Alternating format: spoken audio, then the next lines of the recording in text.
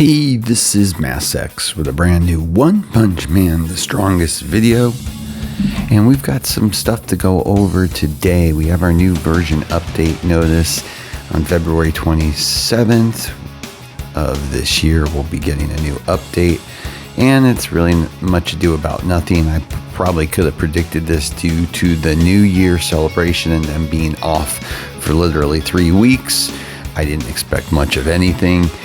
And we're getting some new content. We're getting excellent recruit pool. Choose any character to boost the chance of recruiting. 1 SSR is guaranteed for every 80 recruits.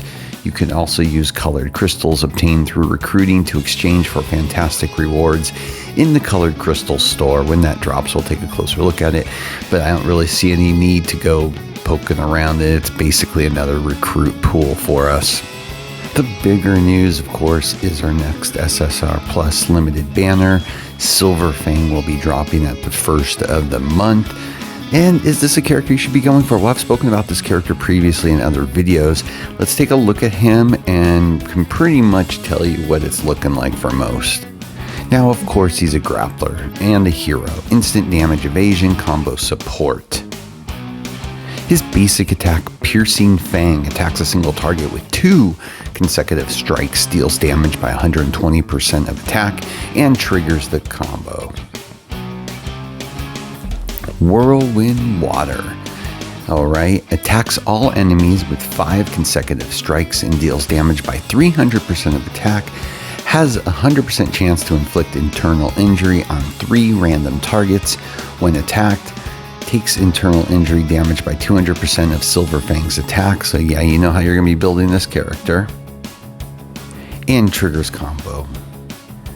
For the passive, after taking action in the first 2 rounds, removes sealed energy of the enemy once per round. Cannot make enemy fear in the same round after removing. When battle starts, permanently increases 30% instant damage evasion. Takes only 1 point of direct damage, extra damage, charge damage, berserk damage. Permanently increases HP by 20. Or, of course, it scales with where you're leveled at. Now, the Awaken passive, this is the interesting part about this character. When Silverfang attacks, will launch combo of the same type on enemy. So Bangpu will launch the same type of attack. Basic attack deals damage by 100% of Silverfang's attack to 1 random target. Ultimate skill deals damage to all targets with 3 consecutive strikes by 180% of Silverfang's attack. So what that effectively means is you're doing 480% attack when you do your ultimate. Pretty sick. Probably the most potent AoE DPS out there once he comes out. His Ultra Ultimate takes the AoE attack from 300% to 350%.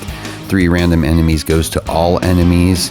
Internal injury goes to 250%. Extreme passive goes for 3 rounds, and evade chance goes to 40%. The 5p passive goes to 4 rounds, and evade chance goes to 50%. As well as the Awaken 2, the ultimate attack goes to 210% for every internal injured enemy, reduce 250 to enemy's energy gauge. So yeah, you can already see this is an investment unit. Gearing this character is pretty obvious. Pure attack, that's your primary focus. You can use Primal, Gunner, any of those AoE type sword fighter gears that you want with this, that they're attack and attack percentage. The buff gear, of course, same deal. Attack percentage, then you're going to want attack and damage rate. Grappler, attack percentage, attack and crit percent. So why would you go for this character? Well, his main use is his massive AoE DPS, which you've already talked about. It's absolutely stupid. With a total of 480% attack, the 300% ult and the 180% follow-up is just massive. You look at CE+, it's 250% of attack, and Gogetsu is 180% attack. So yeah, he is an absolute offensive beast. He debuffs entire enemy team with internal injury, which is nice. He has evade, which reduces all forms of damage except DOT. And he's great for both PvP and PvE, obviously, because he's an AoE DPS that just does massive damage. The cons, though, to get huge DPS numbers, you have to invest in him. So yeah, big downside for that.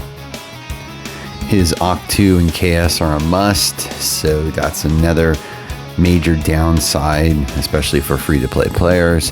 AoE DPS not really important in the current meta with Garo Core, yep, which is obvious, because it usually goes down to, as we know, and I showed you guys last week, CK, CK, CK, very little metal bat, CK, CK, CK.